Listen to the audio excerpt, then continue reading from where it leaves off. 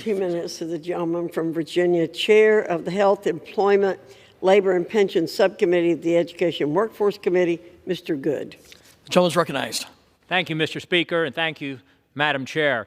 I support the legislation today that will allow the Department of Education to withhold federal funding from schools that house illegal aliens at public school facilities.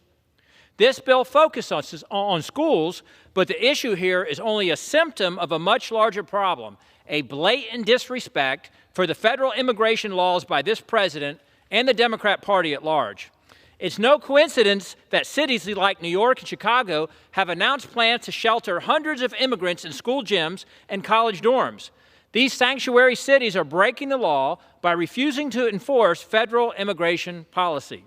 These cities blatantly defy the law of the land, and then they beg the federal government for money when they can't handle the consequences that come with their participation in unchecked illegal immigration.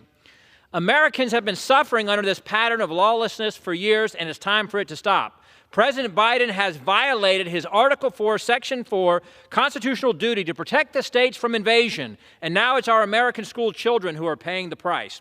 I think the mother of a kindergartner or second grader at a New York school said it best: "Why would I bring my child to a school where there are grown adult men in their gym? You won't let a stranger come into the school without an ID, but you'll let them live in your school gym?"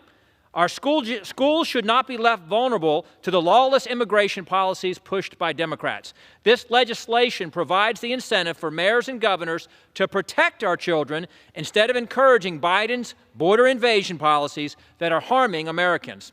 The Biden border crisis impacts every part of our nation: our national security, our health security, our education system, our welfare system, and now even more so, our children in our public schools. When is enough enough? What is the end game of these Democrat policies? I urge all of my colleagues to stand against the Biden administration's disastrous policies that harm our school children and support passage of this bill, and I yield back.